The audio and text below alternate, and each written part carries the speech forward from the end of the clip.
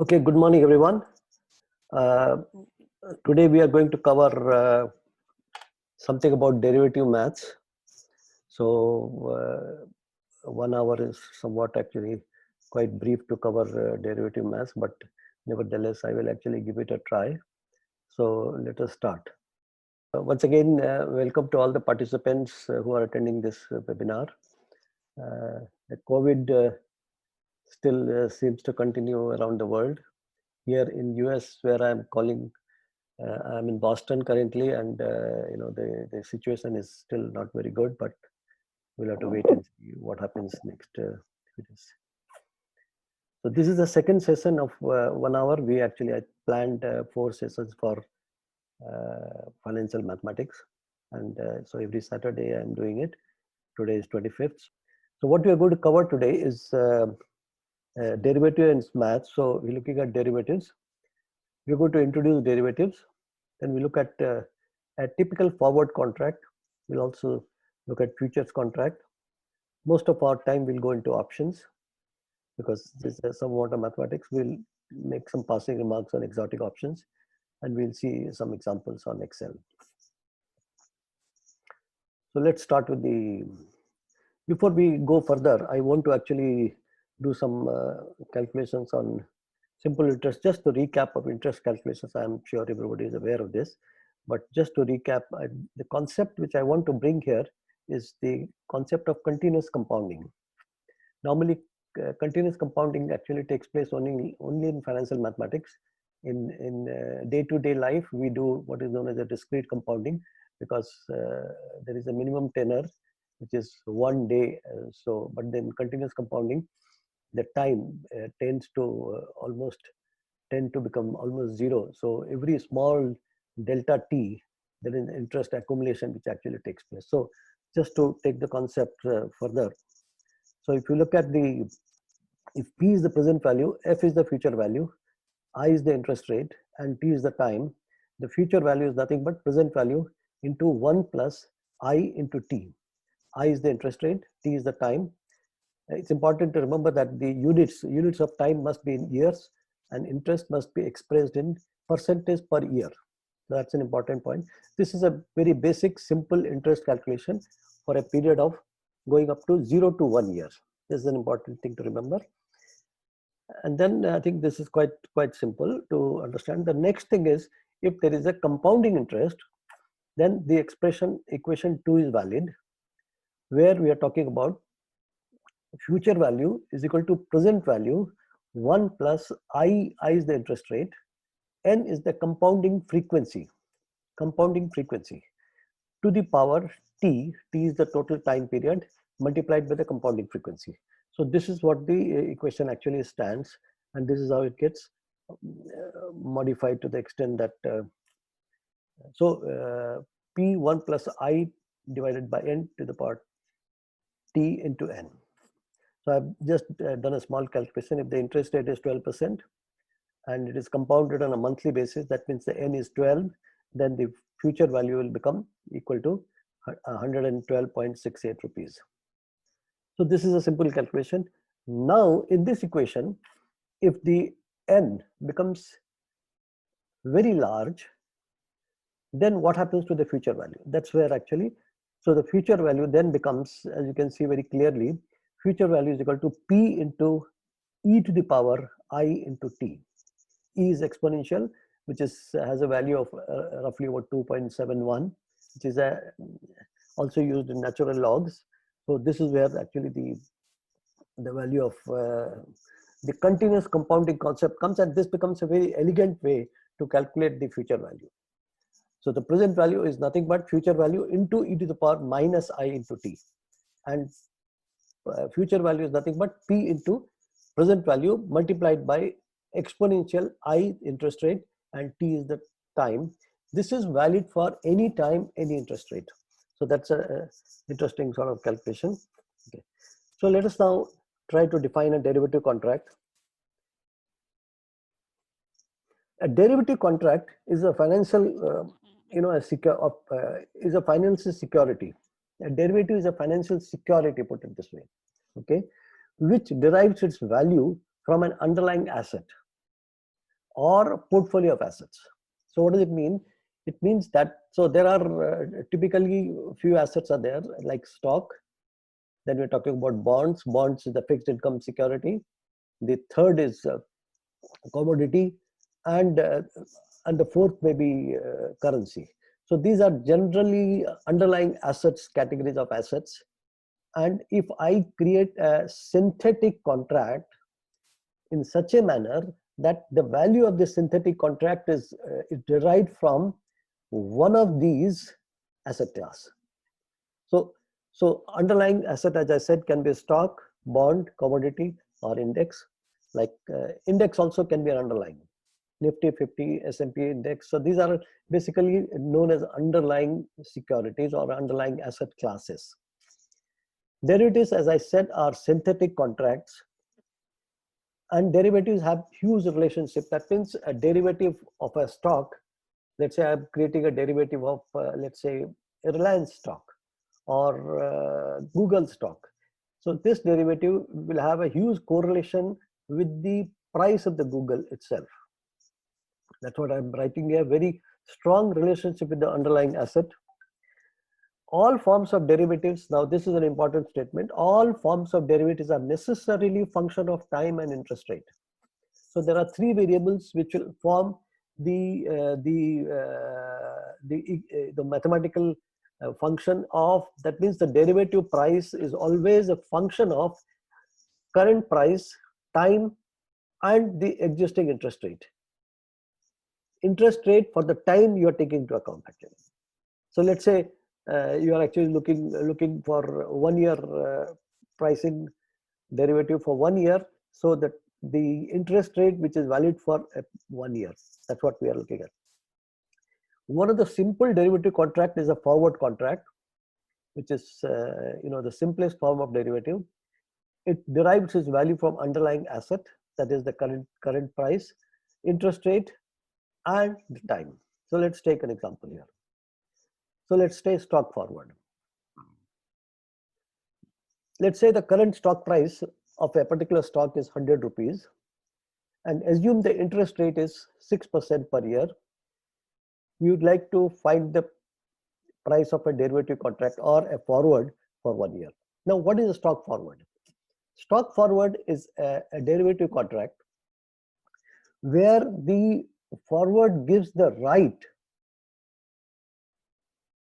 to buy the stock, buy or sell the stock at some time on a future date. That's the derivative actually.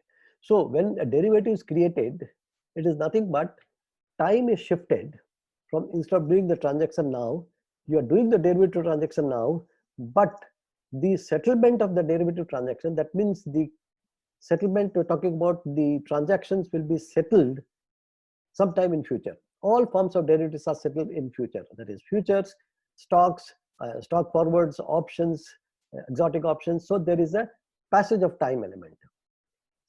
And then because of the passage of time element, the interest component or interest rate is implicit in any derivative contract. So RT, current price, and that's what actually is the forward contract. So the forward contract, I have tried to price a forward contract, and you can see clearly. And then I'm also taking a currency forward. Example, next slide, I will show you the example.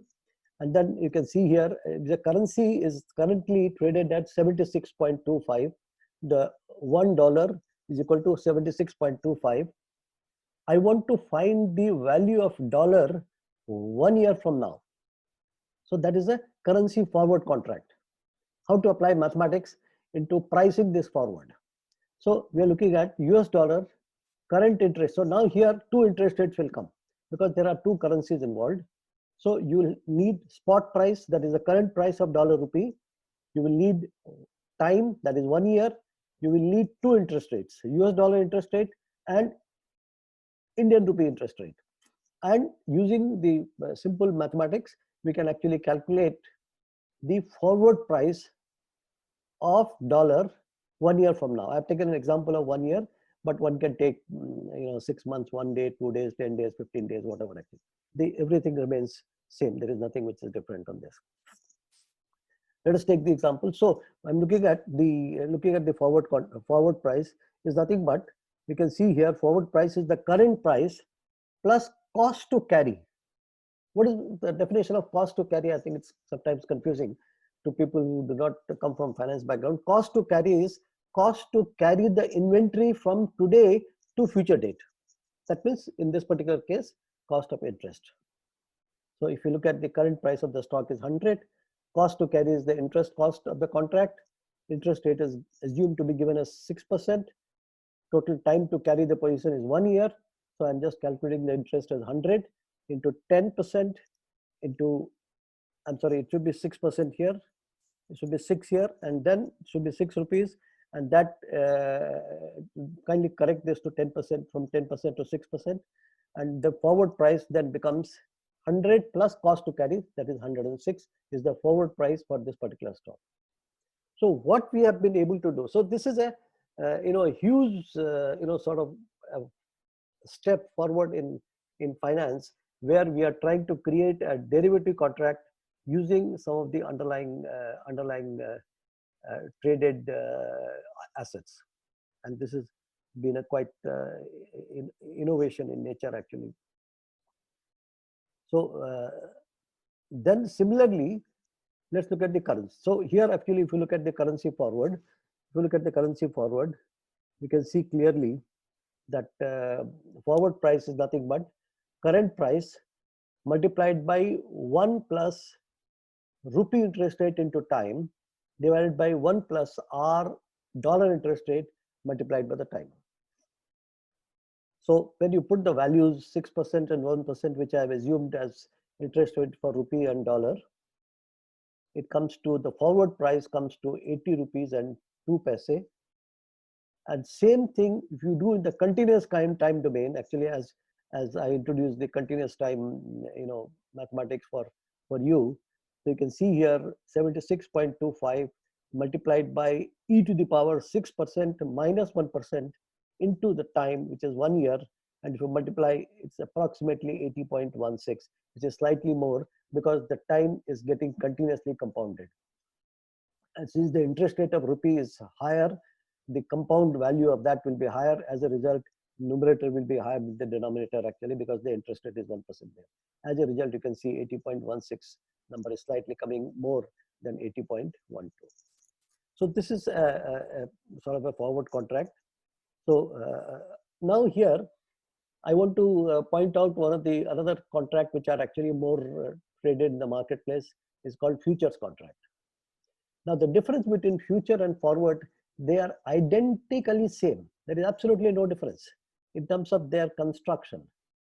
Future and forward for an underlying is exactly identical, except in a future contract, it is exchange traded. Forward contract is OTC, that is over the counter. Then the futures contract has a specific lot size, a standard contract, and it has a standard delivery regime. That means 1 month, 2 months, 3 months. Worldwide, it goes to 6 months, 1 year. In India, if you look at stock futures, they go up to 1 month, 2 months, and 3 months. So these are, this is one. And the other part is they are not OTC contract, they are exchange traded. Okay. And the forward has no margin calculation. Sometimes we can actually go into a little bit more detail difference between forward and futures. But when you apply the mathematics of forward and futures, you can see there is no difference in terms of pricing a future contract and a forward contract. From the mathematical point of view, both are identical. But then because of the market conditions being different, the futures are more efficiently priced, because if there's an arbitrage possibilities, people actually can take away the arbitrage, and as a result, the implicit interest rate and the spot price is actually at the time is properly priced into a futures contract. And so that's something too easy contract, which I thought I will start with. And then let's go into what is known as a options. So if we actually look at the option contract, 1973, I think last week I mentioned about one of the most significant development in the financial world was the introduction of Black-Scholes equation. And 1973, Black and Scholes made an important breakthrough in pricing a complex instrument called financial option, okay, which in 1997 got the Nobel Prize. This is the first time where people working in finance got the Nobel Prize in economics. The paper also very clearly demonstrated the role of mathematics in finance. And paper also led to growth of mathematical finance and financial engineering. Financial engineering actually is the term started since then, and then now it has expanded quite a lot, and also led to development of various types of exotic options. So this is the basic theme. So let me just go through some of the. So the call option is an option. Now, what really happens? What is the difference between a? So we had let's just make a journey backward. So let's say we have a stock. We can buy a stock, sell a stock. So, and from there we went to a forward contract. So these the growth of these contracts basically came as something like necessity is the mother of invention, as it is called. So a forward contract was an outcome that, okay, I don't have enough money now and I want to buy something in forward. I think the stock price goes up or goes down, so I can buy or sell whichever way I like based on that. So the investor gives an opportunity to buy something at a future date. Now, what really happens in the forward contract is there is some amount of credit risk. We will discuss the risk mathematics next week, but there is a credit risk. As a result, to overcome that credit risk, we are actually introducing the concept of futures contract. So there is no credit risk in future. So there is one of the huge difference between future and forward. So because you have to give the margin money, in case of a forward contract, there is no money which is to be given today. But in case of futures contract, one has to deposit a margin. So these are all part of the, so really mathematics really doesn't come in the picture here when I'm talking about some of these jargons associated with the marketplace. But here, essentially, the mathematics is that mathematics of pricing a forward and a future contract is very identical and or exactly same. So here we are talking about from stock, we went to forward. So we now moving in time, and then the forward is forward then led to future, and future, what is the differences in the future? Let's say I buy a future contract and the market goes down. I'm not very happy because the futures, I'm going to lose money. So here is an option contract which gives you a right. If you buy an option contract, so I'm trying to define a call option. Call is nothing but you're calling for the asset. So the call option is defined as an option contract which has a following. So essentially, it gives the owner a right to buy an underlying asset at a specified price sometime in the future. Okay. All right. So again, let me just put the definition. It gives the owner of a call option a right to buy the asset at a certain price specified in the beginning on or before the maturity. That's a call option. So let's take an example. Let us say that the current stock price of let's say talk about any stock which is trading at $100, let's say, and I want to buy a call option for 1 year for $100.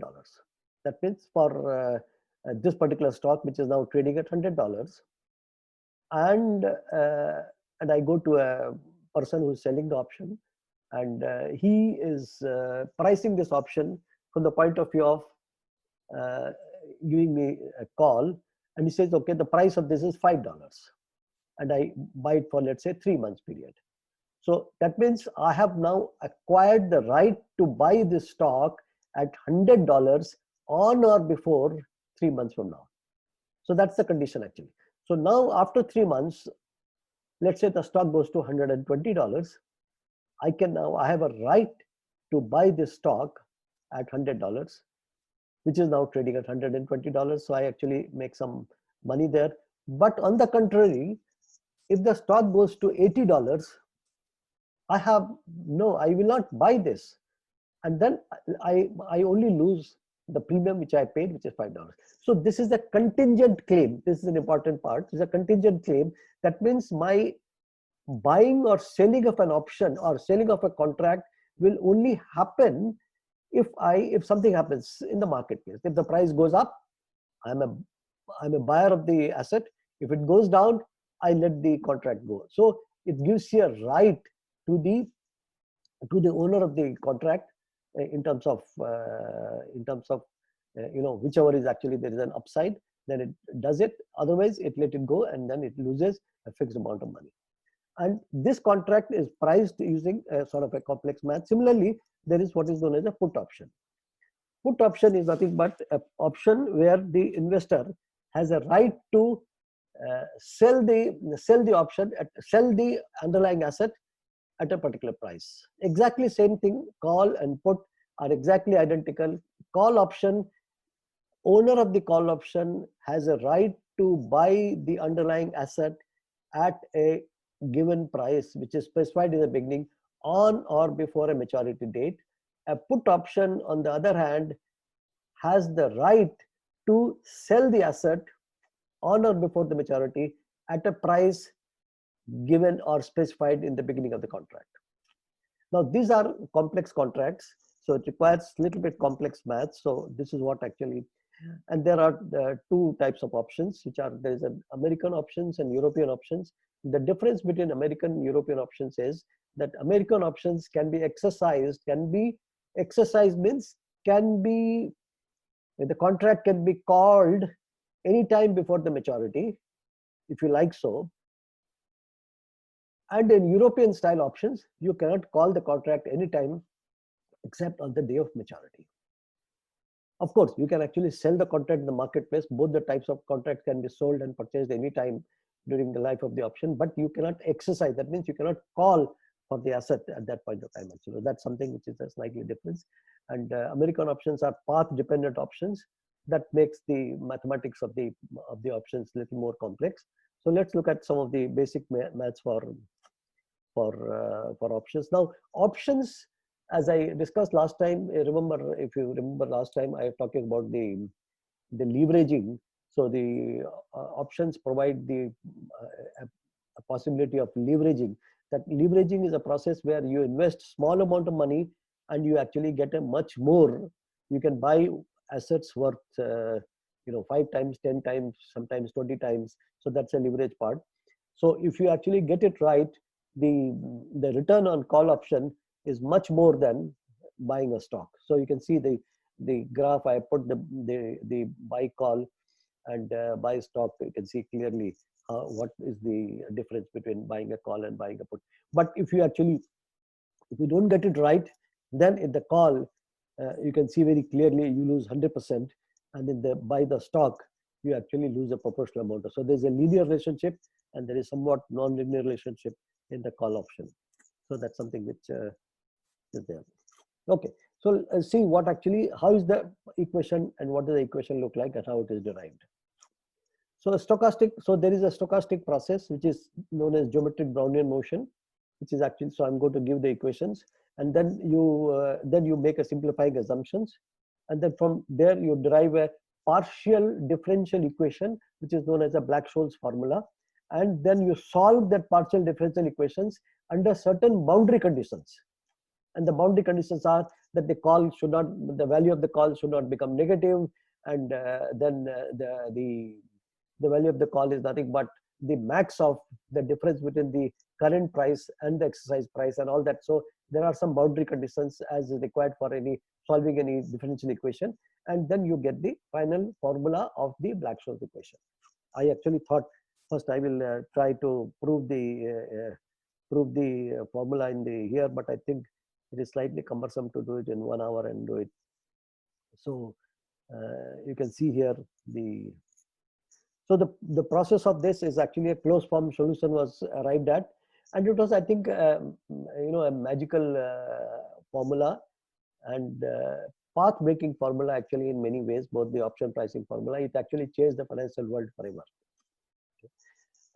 So let's look at the formula then. Okay, so these are the following assumptions we make actually so asset price follows what is known as the log normal distribution. So log normal distribution is nothing but I think most of us are familiar with the bell curve, or what is known as a normal distribution, or also known as a Gaussian distribution. So when you are looking at these distributions, log normal distribution is nothing but e to the power, that is exponential to the power normal distribution, is what is described as a log normal process. Okay, so if you look at log normal process in the Black-Scholes world, we are actually looking at some of the equations which are actually some of the assumptions which are R is kept the interest rate. So now here the option pricing formula, or option pricing, which is a derivative contract, is a function of five variables as against forward contract, which is a function of three variables, that is the spot rate, that is the current price, time, and the interest rate. Here, in addition to these variables, there are two more variables which actually come. One is the price at which you want to buy the asset, and the fifth most important variable is the volatility of the underlying asset. Volatility is nothing but standard deviation of the returns of an asset. Standard deviation of a return. I've got an Excel worksheet, so I'll share the calculation with you, and then you can see exactly how to calculate the volatility. Okay. The formula also assumes that there is no transaction cost in this. No dividends are paid during the period the option is priced. Of course, there are dividend paying stocks. We can actually, no arbitrage possibilities are there. Arbitrage is defined as a process where you are actually able to make money using very little or almost zero risk. Trading of the underlying asset can take place continuously. That's another assumption. Short selling is permitted, and the assets are divisible. So these are some of the things we are assuming, and I think some of these things maybe need some understanding, but we can discuss later. Okay, so then if S is the stock price, X is the strike price, R is the risk-free rate. Important to remember of the units. R is always measured in percentage per year. Time is measured in years. Volatility is nothing but volatility of relative changes. As I mentioned, volatility is the standard deviation of log rate of returns or rate of returns. And N, which is the cumulative normal distribution function. In Excel, it is NORMS dist, normal standard distribution. There is an Excel function which exists, and we have described this as a capital N. All right. So here's the formula. So here, if you look at this is the if you look at the top line, you can see the DS, that is change in the stock price, has a drift term, has a plus the uncertain term. So drift term is a function of stock price plus a small drift into dt small time, and the second term is stock into volatility multiplied by small sigma into square root of t, and sigma is nothing but normal distribution. That means the uncertainty term has a multiplier which is normally distributed with zero mean and standard deviation of dt, square root of dt. That's the what is known as the geometric Brownian motion equation I've tried to put there. And then you can see clearly, I've tried to graphically put it, that red line shows the price are drifting like this, and as it goes into the future, the envelope starts to become bigger and bigger. That means uncertainty starts to, you can see, slightly become bigger and bigger, and that's what actually is the mathematical sort of basis for deriving the formula. So that is where we actually look at this. So I have just put the formula again, and from there we get this partial differential equation where C is the value of the call option. So this is a second order partial differential equation, and in a partial differential equation, the partial derivative is nothing but only that particular variable is taken as a dependent variable, and all other variables are kept as a constant. That is the difference between partial and total derivative. And here we are talking about partial derivative, and then S is the stock price, T is the time, C is the call option, and R is the interest rate, and sigma is the volatility. So if you actually solve this differential equation in the boundary conditions which I mentioned, you get this call premium, a call option, which is actually given by C is equal to S into ND1. N is nothing but norm S dist in Excel. X is nothing but exercise price, R is interest rate, and so we will just try and look at the, and similarly we can get the put option, which is actually very identical to this, because call and put must bear a certain relationship with each other, and that's how the put option is derived.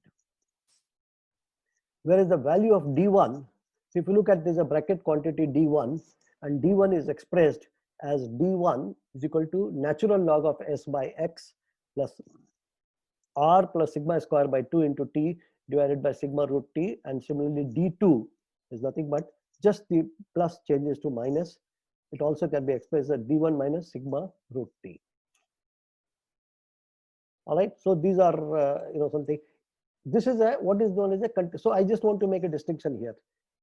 All the contracts which are not contingent in nature, there is no volatility in the mathematics.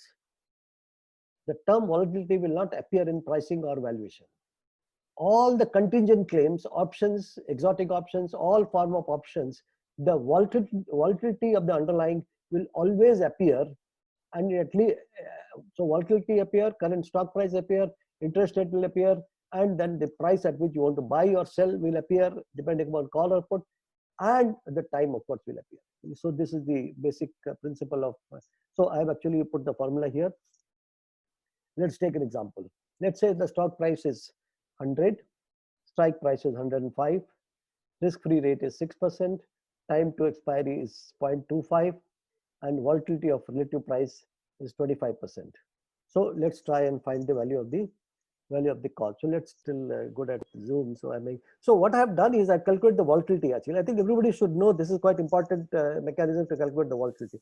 So here what I have done is I have taken an SBI price for I've taken for 200 days. So this is the daily closing price.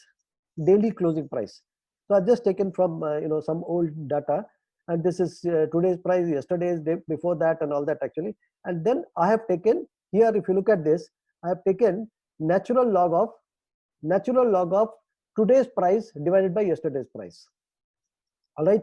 So then I subsequently take all the natural logs. So this is I define called continuous returns. So if it is negative, I lost money.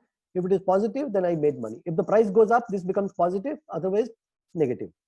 All right. So I have just done this for the entire series. And as I go along, you can see clearly that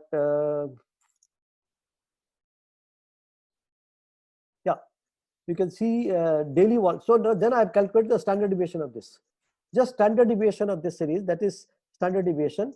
And this becomes, I get the daily volatility. See, I must tell you that volatility is the most important variable in financial mathematics. I can tell you that. So one need to really understand the concept of volatility. What is the distribution of volatility? What it looks like. If the volatility goes up, what happens to the portfolio? What happens to option price? What happens to the future contract? Although future is not directly related to the volatility in mathematics, but there is an indirect impact. What happens to call? What happens to hedging? What happens to the risk? Risk is a huge. All the risks are a direct only function of volatility. So anyway, so once the volatility is calculated, then I have just multiplied with the weekly volatility is nothing but multiply the volatility with the square root of time. Remember, this is quite important actually, and it gets to be asked in the interview all the time. If the volatility of one day is V, what is the volatility for 1 year? 1 year is nothing but 1 day volatility multiplied by square root of passage of time. Square root, remember that. So here I have square root, here monthly volatility, I have taken a square root of 22 trading days in a year. One must wonder why 22, but I'm just taking trading days. Here I have taken 250 trading days. So that means the annual volatility is of the order of, so annual volatility I have to actually, so I have to put 201, and you can see annual volatility is 30%. This is the concept of volatility. So if anybody has any question, we can actually go through that. Okay, so then let's look at the option pricing formula. Okay, here I've got the stock price as 100. You can see my screen.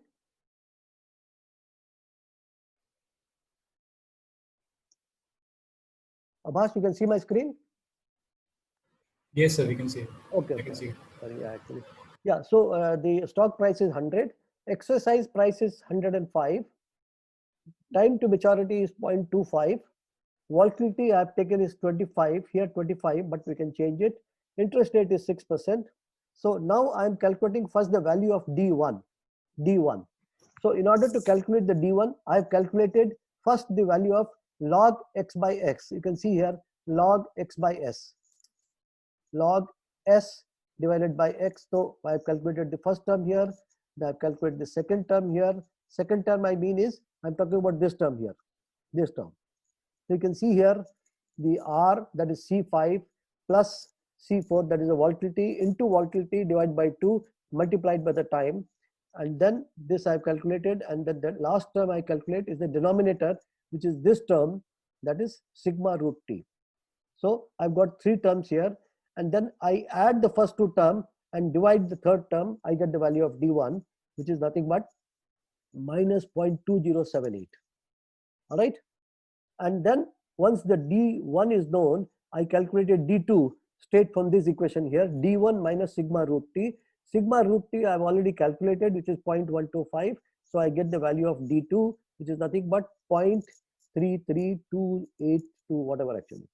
Okay, once D1 is D2 is calculated, and I can see here I have actually put the value of the call, which is nothing but I am applying this formula, which is nothing but S into D S, that is spot, into normal, that is norm S dist of D1. D1 I have already calculated, minus C2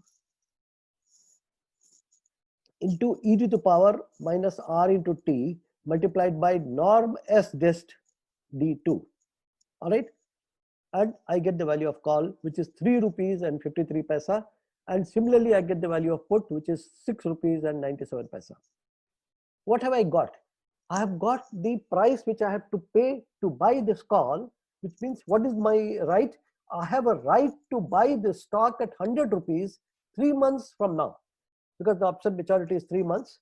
And today, how much do I pay? 3 rupees and 50. This is the theoretical value of the call, 3 rupees and 53 paisa. By paying this much money, I have acquired the right to buy the share 3 months from now at 105 rupees per stock. All right. Now, if I change this, let's change the volatility. I make it 30%. What happens to the price? Price goes to 4.52. The call also gone up, put also has gone up.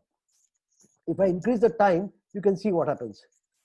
The call has now gone up to 12 rupees 52 paisa. If I change the strike, now if I change the strike, call goes up, a call goes down, put goes up. Because put, I have a right to sell at 110, where the current price is 100 only. So if I make it 100, you can see the call price is 14.72 and put is 8.98, because there is a drift element, and since the interest rate is 6%, we expect the stock to go up at least by 6% per year. That's a drift. If I make this 0, you can see here call and put becomes equal. All right. So this is where actually the beauty is. So the more the call, the more the volatility, more will be the price of the call. So I am decreasing the volatility and increasing the volatility. So volatility is a huge function for any of this calculation. All right. So let's just go back. Can you, now I'm not, I think. So let me go back to just, showed the formula to use in Excel. You can do it in R or in Python, or it doesn't really matter. And this is what actually is followed in the stock market, which is actually the mathematical formula, which is actually a Black-Scholes equation, which is usually followed in the marketplace actually.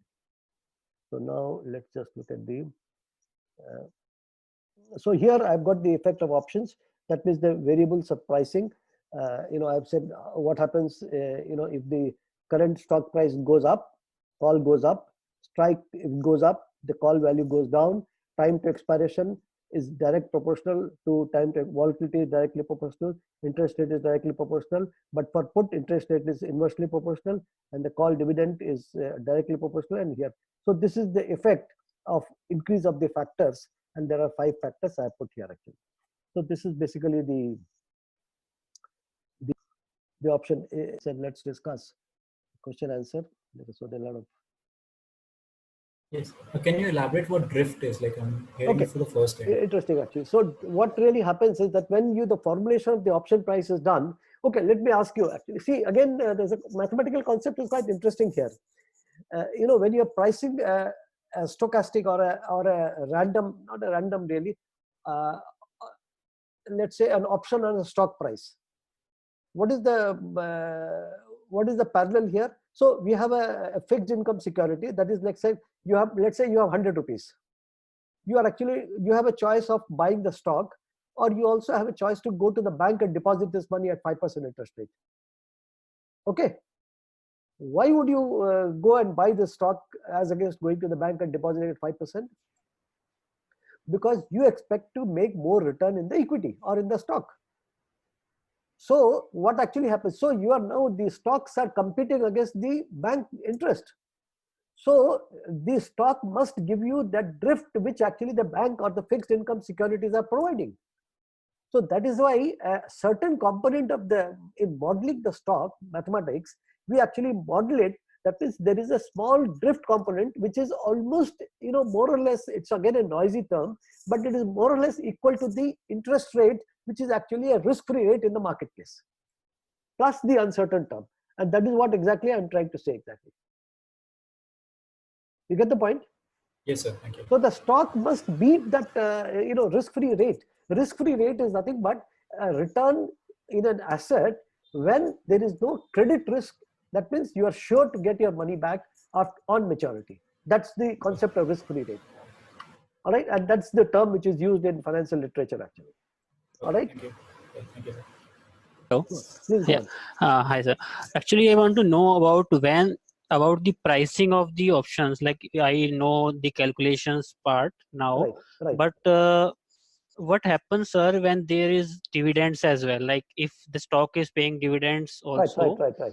So what really happens? Yeah, go on. Finish your question. Yeah. So how will the formula changes and what will be the calculations for that?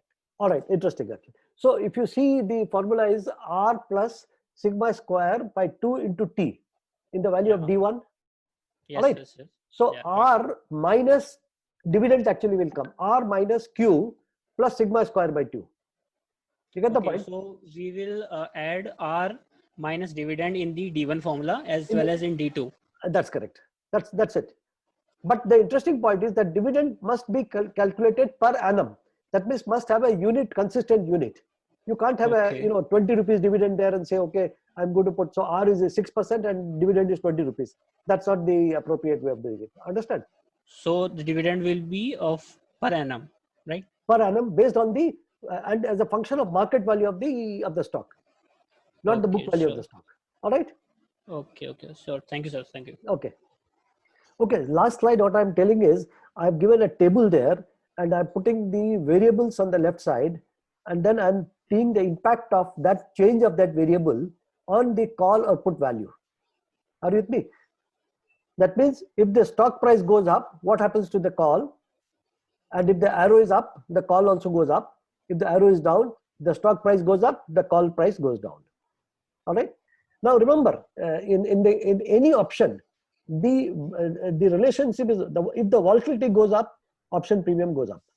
If the time goes up, the option premium goes up. All right. These two are directly for all forms of option. These are direct proportional numbers. If the exercise price goes up, for a call, the value of the option goes down. For a put, it goes up. If the interest rate goes up, the value of call goes up, but put comes down. All right. And what is the third term? And the stock price goes up, the value of the call goes up, but the value of put starts to go down actually. So that's the normal relationship. And once you put this mathematics, then you play with the mathematics, and maybe I can share this Excel worksheet also with the people. Can you also upload somewhere the link actually? Okay, I will upload the link.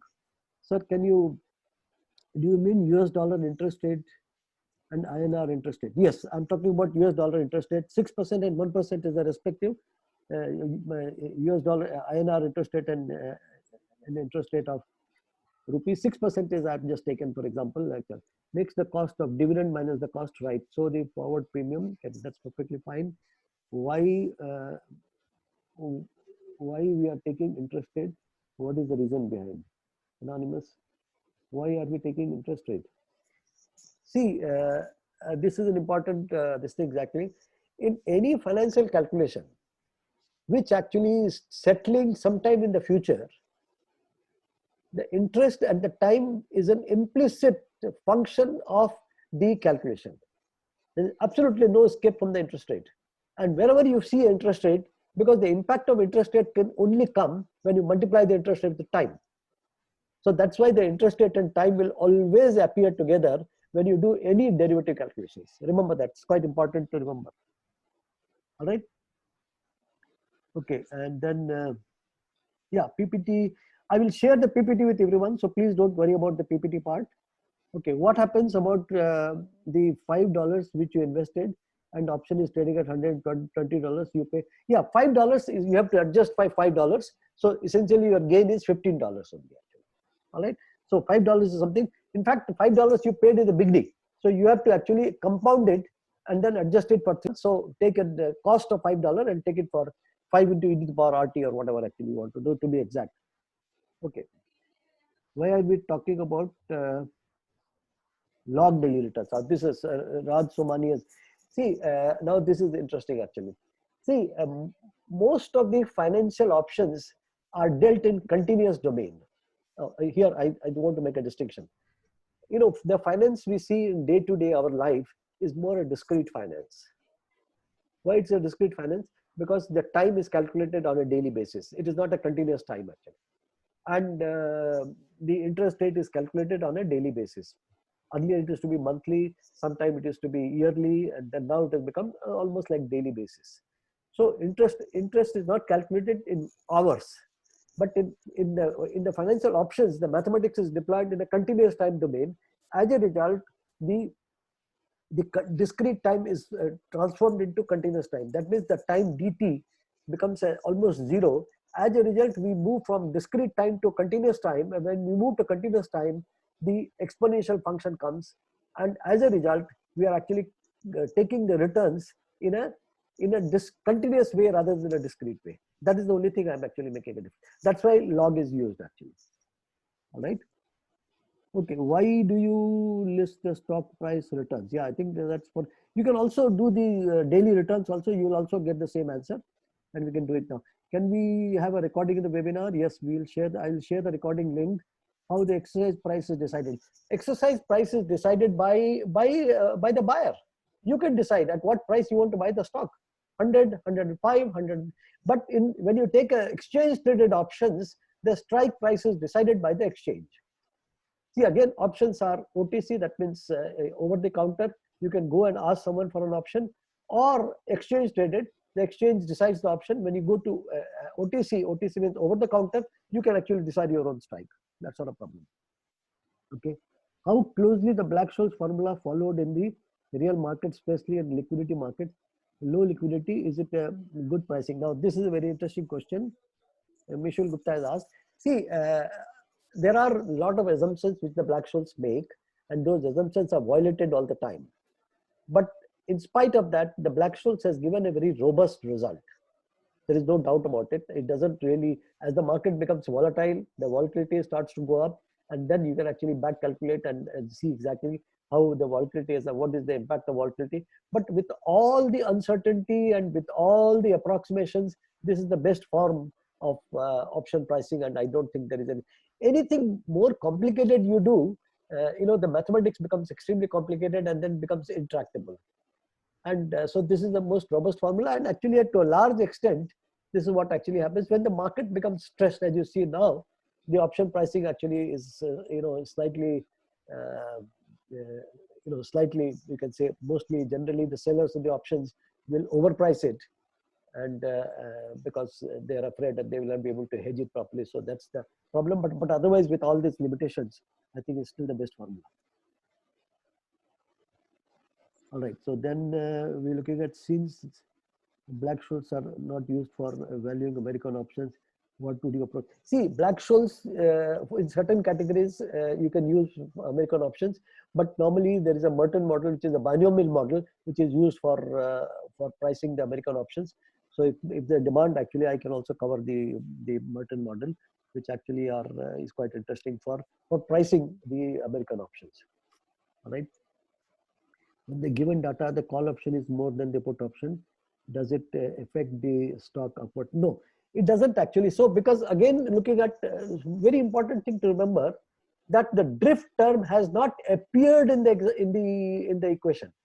Only the interest term has actually appeared. So mu, you can see it got cancelled in the process when you actually go from equation and solve the final equation. Although you have the drift term in the beginning, mu dt, s mu dt plus sigma. So that actually, so the mu term has actually cancels out.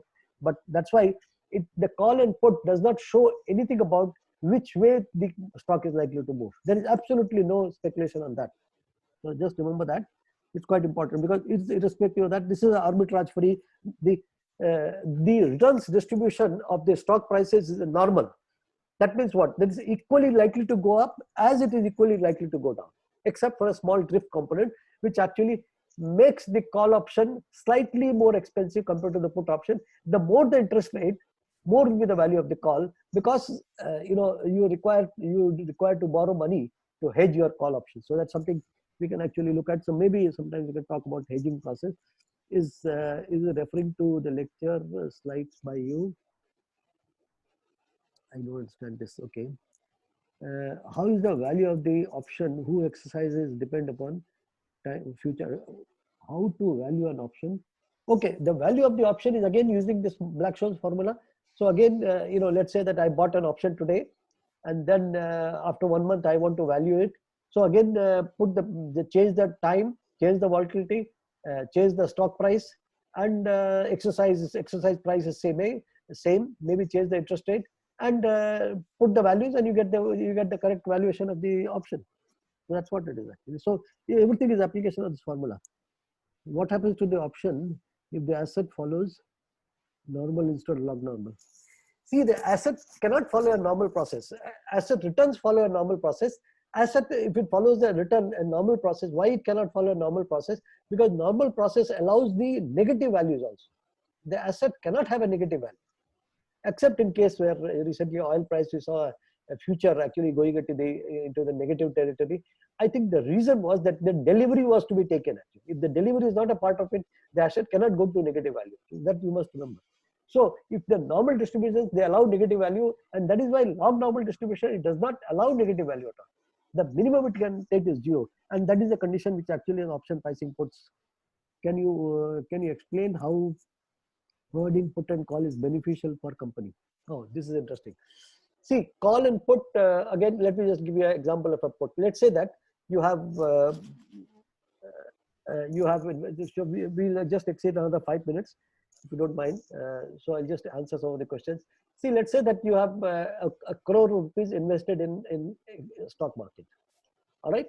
And you want to buy a house next year, and you think the stock might go down, but you are not sure. So you can buy a put option on the portfolio. Now, when you buy a put option, maybe you invest 10% or 5%, 6% of your value, and then you have assured that the value of your portfolio does not go down below 1 crore. So after 1 year, if the market goes up, you forget about put. If it goes down, you are capped. So what you are doing is you are insuring your portfolio by buying a put option. Absolutely. Similarly, you can actually do in the call also. So there are huge value added by calls and puts. So I think a lot of. What do you mean by call put parity? How it is? Call put parity is an equation. I actually didn't put it. Once the value of the call is determined by this formula, and we have the stock price, we have the volatility, the put price automatically can be derived from these equations. And that is what actually, so call put parity is a no arbitrage relationship. The value of a call, if it is C, the value of the put must be P, which is also a function of the same variables as the value of call. So that parity means if the parity is disturbed, then there is a possibility of arbitrage. So that's why the parity must be maintained in the market. Time and again, it sort of it varies, but arbitrage opportunity is very simple actually. I don't think you can get so many arbitrage opportunities. Can we accommodate variable volatility in the formula of this? Normally, variable volatility is actually not possible to accommodate. The assumption that Black-Scholes are making the volatility is constant. So that is where, but then you can have a term structure of volatility. You can actually define a volatility with a distribution, and then you can modify your formula. That becomes somewhat the expression or the differential equation, partial differential equation becomes a little more complicated. So volatility becomes a function of time. Then the solution of that also is available, I think, and one can actually look at that. OTC is over the counter. OTC word normally is used in finance. Over the counter means you go to a shop and buy something. That is over the counter. Against the over the counter, the other term which is used is going to the exchange and buying and selling something. So that's the OTC and difference between OTC and the exchange. Okay. Okay, formula for FX option is very, very similar. Absolutely no difference. Instead of one interest rate, there will be two interest rates. Interest rate for dollar, interest rate for rupee, or two currencies which are actually there. So I will actually put that in the slide because the time was very less. So I didn't want to put it. How would I change the formula? Please explain. Yeah, so in the option pricing, there will be a change. So what really happens is there will be a term in the first term, e to the power minus r dtt, and the d1 will change. That means r minus, that means Indian rupee interest rate minus the US dollar interest rate. So d1 will modify, d2 will modify, and the call and put premium will, the equation will verify. I can actually write this and send it to you. Okay. Can we use geometric boundary motion for valuing American options? Yes, geometric boundary motion is only used for blending the primary motion. Absolutely, there's no doubt about it. Yes, can you take some study on this? Yes, we can actually look at this. All right. Okay, does SBI worth buying now at 180? Oh, that's a question which actually, so I would actually suggest if you want to buy, maybe buy a call option on SBI. It's a good idea rather than buying an SBI. Actually. Maybe one contract to buy a call option. So you're not risking a lot of money actually. So that's something I would actually, I've been, yeah. So otherwise I've finished the day. I thank you very much for an excellent participation. And if there is any question which I can answer, I'll be very happy. Please. I can't hear you very well.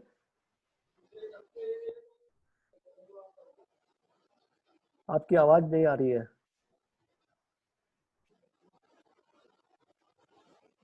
Okay, allowed to talk. Okay.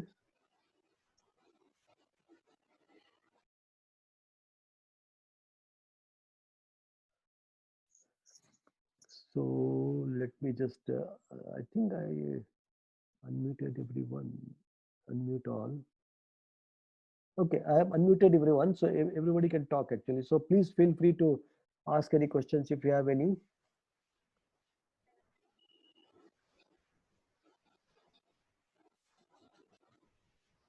All right, otherwise I thank you very much for, okay, there's a question. Net cost to carry is dividend minus the cost, right? Dividend minus the cost, that's correct actually, yes. So the dividend premium, the cost to carry should be negative actually, yes, that's correct. So it just, everything flows through mathematics. Once the mathematics is clear, then I think everything will become clear actually. All right. So thank you very much, stay safe. I think things are still not looking good, at least in near future. So I hope I'm able to return back to the country, planning to come back, but I think the country is still locked up for the reasons international flights are not running. So thank you very much and all the best. Next week, we are going to cover risk mathematics. So let's discuss the risk mathematics next week. Thank you very much for your huge participation. Thank you.